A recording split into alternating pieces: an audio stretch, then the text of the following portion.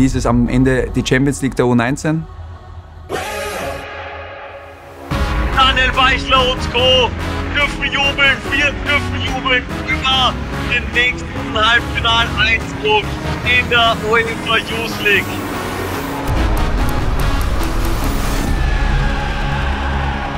Wir sind ein brutales Team geworden, wir geben alles füreinander. Ja, das ist, glaube ich, der größte Wettbewerb in unserer Altersklasse, Champions League für Jugendliche.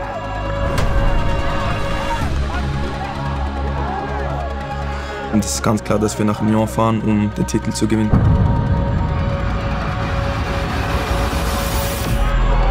Ja, es tut natürlich im Hinterkopf weh, aber man muss sich nach vorne fokussieren, nach vorne blicken und die Niederlage wird Teil von unserer Geschichte sein, aber die Reise war trotzdem einfach unglaublich.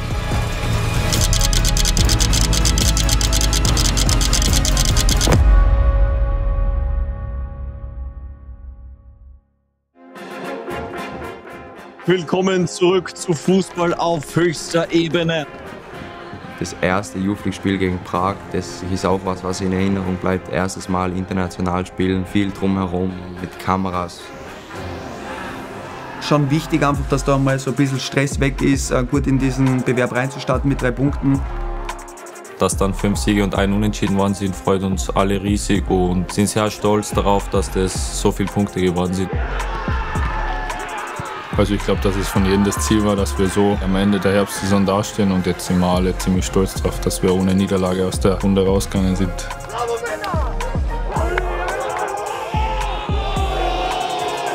Ich sage jetzt einmal, du hast gemerkt, dass extrem viel abfällt bei den Spielern, weil es einfach schon ihr eigener Anspruch war, da jetzt weiterzukommen.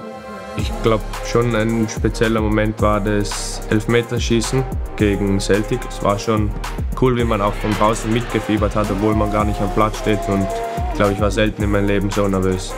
Ja, die Emotionalität nach dem Elfmeter, nach dem letzten, die war unbeschreiblich. War ein richtig cooles Gefühl. Man sieht, alle springen aufeinander und jubeln. War ein richtig cooles Gefühl.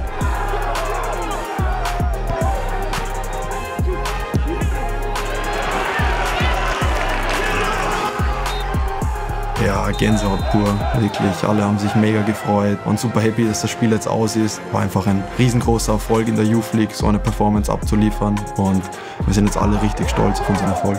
Ja, mit dem Moment, wo der Schiedsrichter das Spiel abpfiffen hat, war natürlich für uns alle riesen Erleichterung. Ja, schon auch das Gefühl, wir haben jetzt schon einen richtig coolen Step gemacht Richtung Lyon. Das habe ich auch bei den Jungs gesehen. Eine riesen Erleichterung, eine riesen Freude und war ein cooler Moment, der hängen bleibt. Dadurch, dass du jetzt eben ins Final Four dich qualifiziert hast, ist, ich würde sagen, ist einfach nochmal besonderer.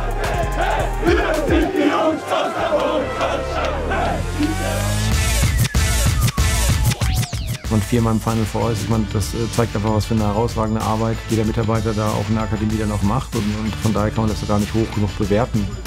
Es ist schon so, dass wir natürlich oftmals auch diese Thematik haben, dass es sehr, sehr herausragende Spieler sind in ihrem Jugendbereich und jetzt kommt der schwerste Part eigentlich, diesen Sprung in den Herrenbereich. Weil der Schritt ist wirklich am allerschwersten. Natürlich sind die Verträge, das eine ist eine Belohnung für einen nächsten Schritt, aber auch die Verpflichtung, einfach die Tür, die jetzt gerade aufgegangen ist, einfach auch durchzugehen. Bei unserer Philosophie ist es, das spürt man ja auch dann phänomenal, wenn so ein Trummer, wenn so ein Sulzbacher, wenn die so ihr erstes Spiel machen und was da für eine Rückmeldung dann auch entsteht und kommt und dass man sehr stolz ist auf österreichisches Talent, was wieder ein Spiel in der ersten Bundesliga dann auch macht und von daher sollte das am besten nie enden.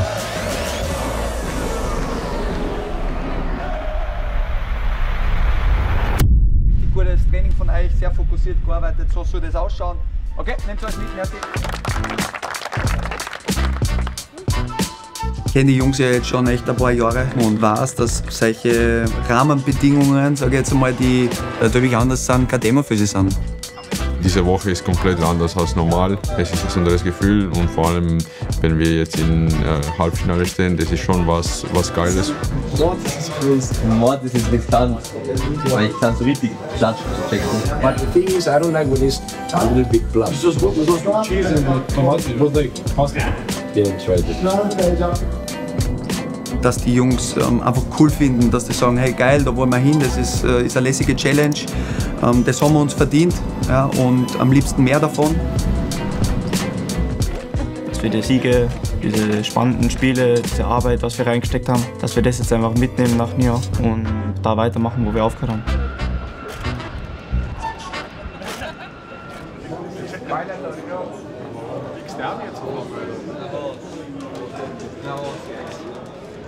Ui, did it, huh? Okay, say what?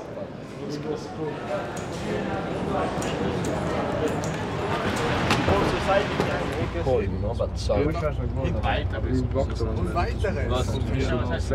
And then always was finale Barca Real or something. Yeah, of course. But this is not Liga, this is like tournament.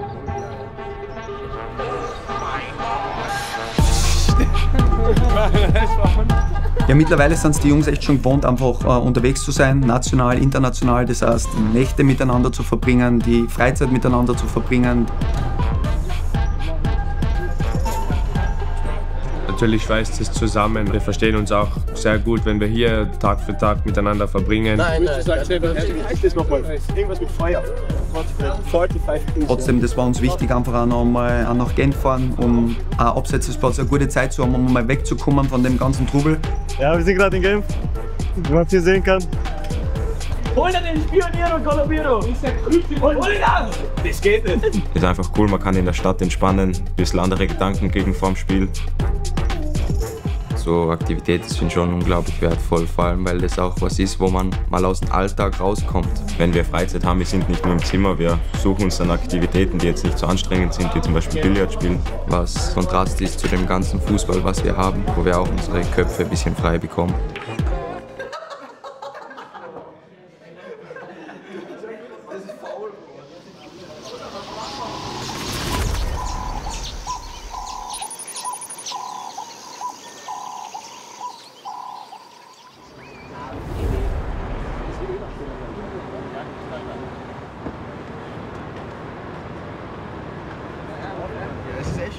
Und was, wie schlecht ich bin? Ich drehe mich, ich bin eigentlich schon umgedreht, aber ich drehe mich wieder nach vorne, weil es so verzögert ist.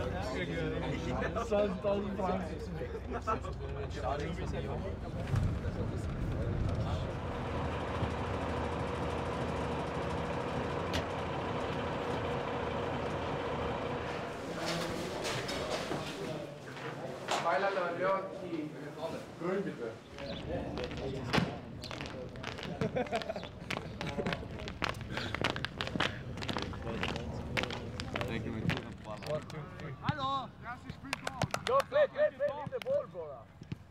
Training schaut so aus, wir gehen in 2 10er-Teams zusammen, diese werden dann nochmal halbiert in 5er-Teams, 5 gegen 5 plus ein Neutraler und jeweils ein Mannspieler, ja, um dieses Thema erster Blick tief, vor allem noch bei Eroberung drinnen zu haben für morgen. Okay? Ja, ich gehe schon davon aus, dass Trabzon morgen hoch emotional spielen wird, ja, dafür stehen sie.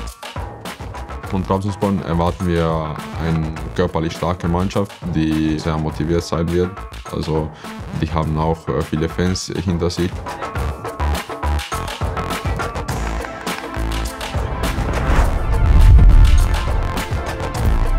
Das ist eine coole Herausforderung, uns fällt der ein oder andere Spieler, der eine Riesenrolle bisher gespielt hat.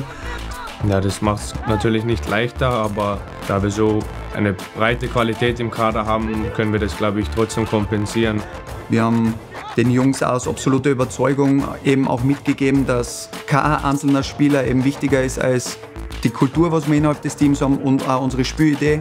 Ich bin maximal überzeugt von den Jungs, die wir mit haben. Ich bin überzeugt von unserer Haltung und von unserer Spielidee, dass wir das im Kollektiv super lösen werden.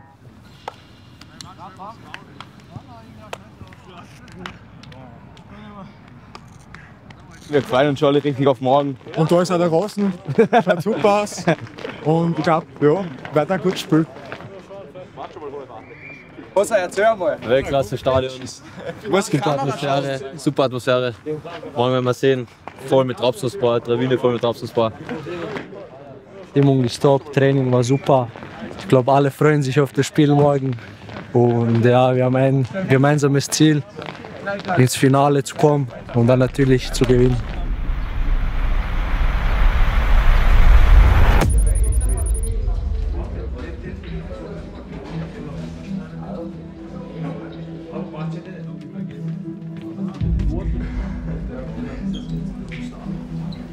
Ich möchte mit euch kurz über Emotionen sprechen. Die Emotionen müssen unser Freund sein. Emotionale Balance, Feuer, eises Kälte, beides zusammen in den richtigen Momenten. Wir können beides. Und genau das braucht es. Das ganze Stadion wird gegen uns sein. Und das muss uns anmachen. Umso leiser sie werden, umso besser sind wir im Spiel, Kapitän. Und sie werden mit Fortdauer dieses Spiels leiser werden, weil wir top im Spiel sind und weil wir genau das erreichen, was wir verdienen, nämlich den Einzug ins Finale. Deswegen sind wir da. Ich unterstütze euch maximal. Gerne, machen wir es. Ja.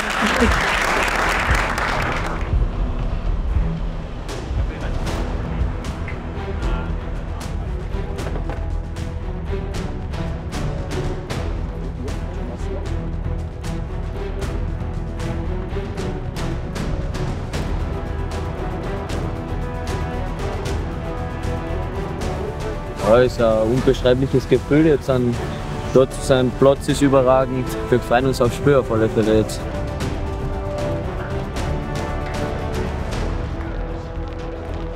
Ja, ist sicher cool. Ich finde generell die Kultur in der Türkei mit den Fans finde ich schon sehr cool, dieses Emotionale. Wir tun gut daran, wenn uns das anspornt, ja, dass einfach einmal so ein kleines, kompaktes Stadion gegen uns ist.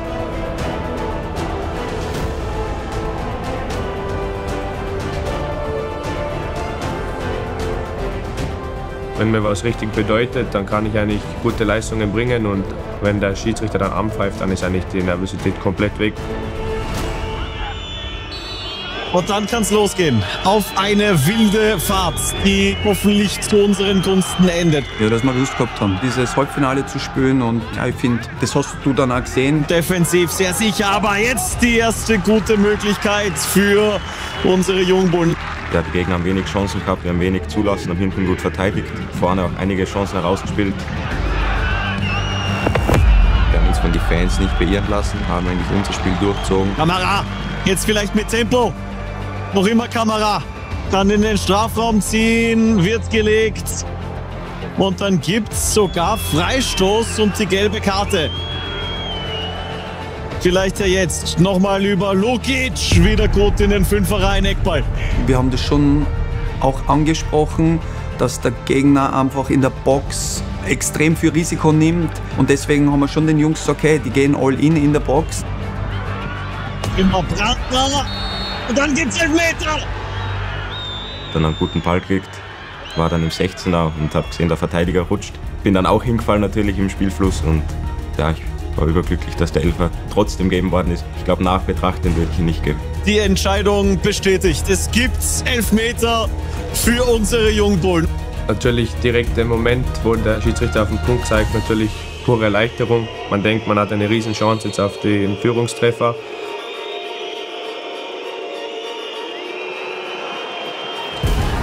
Aber Oliver Lukic setzt diesen Elfmeter neben's Tor. Ja, leider verschießen wir den Elfmeter dann.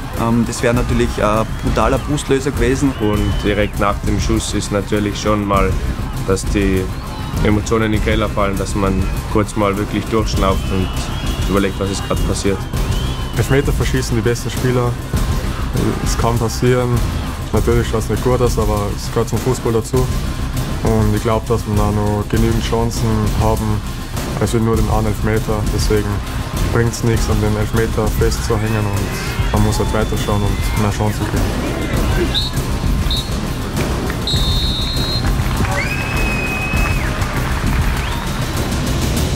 War eigentlich kein großes Ding für uns, dass es noch 0-0 gestanden ist. Wir wussten, wir haben alles in unserer eigenen Hand, wir dominieren die.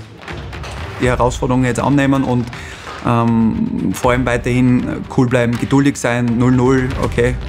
Wenn wir in der 70. oder 80. das 1-0 machen, dann reicht es auch vollkommen.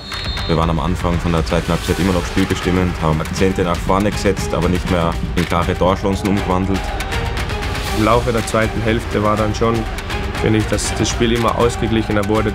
Ich finde, dass Trabzonspor dann auch mehr investiert hat wieder ins Spiel. Turan hat ihn am linken kurz vorm Strafraum und dann eine Rakete ins linke Kreuzeck. Eine Möglichkeit haben sie und die nutzen sie. Das ist diese Kaltschnäuzigkeit, vor der alle gewarnt haben. Ja, es war schon ein herber Dämpfer, dieses 0-1, was wir gekriegt haben, weil der Spielverlauf eigentlich gar nicht danach war. Ich finde, wir haben dann schon ein bisschen Zeit gebraucht, um wieder ins Spiel zu kommen, weil es war schon ein Rückschlag. Also Am Anfang finde ich, direkt nach dem 1-0 waren wir nicht so im Spiel drinnen wie zuvor. Da der Glaube, ein Spiel drehen zu können. Und dieser Glaube, der muss auch in der Schlussviertelstunde jetzt da sein. Eine Mannschaft, die noch ungeschlagen ist in dieser UEFA Youth League Saison. Ja, da war noch genug Zeit. Da haben wir noch eine klare Spielidee gehabt. Da haben wir gewusst, ja, die Zeit ist eigentlich noch auf unserer Seite. Und wenn wir so weiterspielen, irgendwann wird es 1-1 fallen, dann haben wir wieder das Momentum.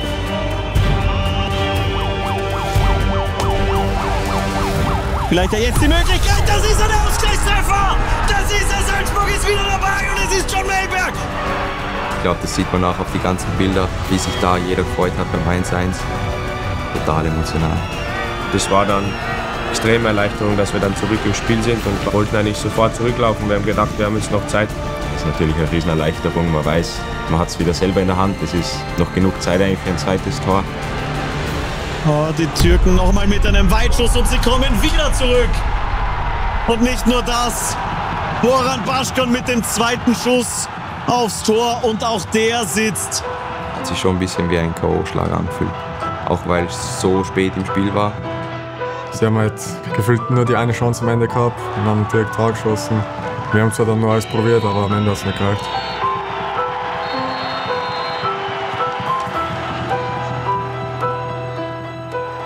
Trabzonspor steht im Finale. War total schwierig, das zu greifen, das Ganze. Du hast da gesehen, dass, was ja vollkommen legitim ist, viele Spieler einfach für sich sein wollten, kurz am Platz so liegen bleiben wollten. Ja, das wurde dann ja unterbunden, weil die Fans eben auf den Platz gestürmt sind. Beste Sache ist, relativ schnell dann in den Kabinentrakt zu kommen und dort habe ich dann schon auch eine brutale Lehre wahrgenommen, die ich in der Art und Weise jetzt dann von meiner Mannschaft und auch die Stille gar nicht kenne. Die Reaktion nach der Niederlage, alle waren total am Boden, zum Teil wirklich geweint. Das zeigt einfach, wie intensiv man diesen Sport und auch den Club lebt.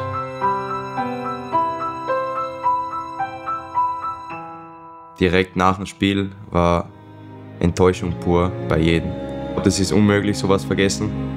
Und ich glaube auch, dass man das nicht vergessen muss, sondern dass das schon auch eigentlich für immer in der Geschichte von einem dabei ist.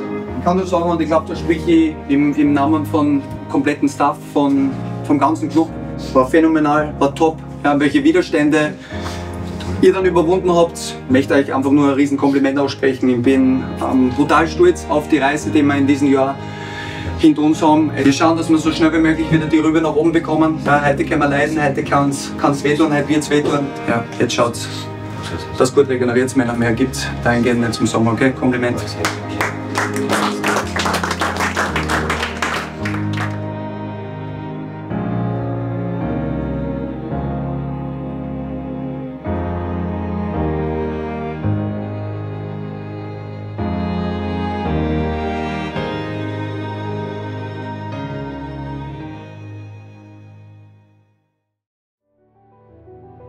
Ich habe zu den Jungs auch gesagt, umso weiter du in einen Bewerb kommst, desto mehr kannst du dann den Gewinn erschnuppern. Gleichzeitig auch, wenn du ein bisschen einen Abstand bekommst, ist mehr Stolz da, logischerweise, als wenn du jetzt zum Beispiel im Achtelfinale ausgeschieden wärst, weil du eben sehr, sehr weit gekommen bist. Man muss eigentlich das große Ganze sehen, die ganze Youth League Saison, und ich glaube, da können wir richtig stolz auf uns sein, was wir da erreicht haben. Es ist nicht selbstverständlich, dass man es so weit schafft und so einen guten Weg hinlegen kann. Man will solche Erfahrungen natürlich nicht machen, aber ich glaube, sie sind für jeden Fußballer notwendig und wichtig, weil man kann nicht immer gewinnen, gehört dazu zu einer Fußballerkarriere, auch wenn es weh tut. Man sagt ja immer, dass man aus Rückschlägen viel mehr lernt, als wir aus Erfolgen. Wenn dann ein paar Tage vergehen und man einen anderen Blickwinkel auf das Ganze hat, dann sind schon sehr, sehr viele Sachen, die man daraus lernen kann. Ja, man hört es oft, dass solche Niederlagen einen stärker machen. Man hofft natürlich, dass man jetzt daraus lernt, aber vielleicht hilft schon in gewissen Situationen noch cooler damit umzugehen. Ich glaube, fast jeden Rückschlag kann man lernen, egal wie groß oder wie klein er ist. Aber speziell ich glaube, man kann sehr viel mitnehmen für seine Zukunft und noch stärker werden, wenn es soweit geht in die Profikarriere. Die Jungs sind da reingewachsen in den Wettbewerb und das war schon wirklich schön mit anzusehen, wie sie dran gezogen haben, wie sie alle Mann zusammengehalten haben, wie der ganze Staff das mitgegangen ist und so weiter und so fort. Und von daher überwiegt absolut der Stolz. Die Youth League ist generell eine Riesenbühne für jeden einzelnen jungen Spieler. Jeder versucht, sich gut zu präsentieren. die Erfahrungen, die man gemacht hat. Das ist unglaublich viel wert, diese internationalen Erfahrungen, die ganzen Gegner, die Reisen, das Drumherum ist schon unglaublich viel wert. Die Erfahrung zu machen ist, ich glaube, für die meisten Spieler einmalig und das werden wir das Leben lang nicht vergessen.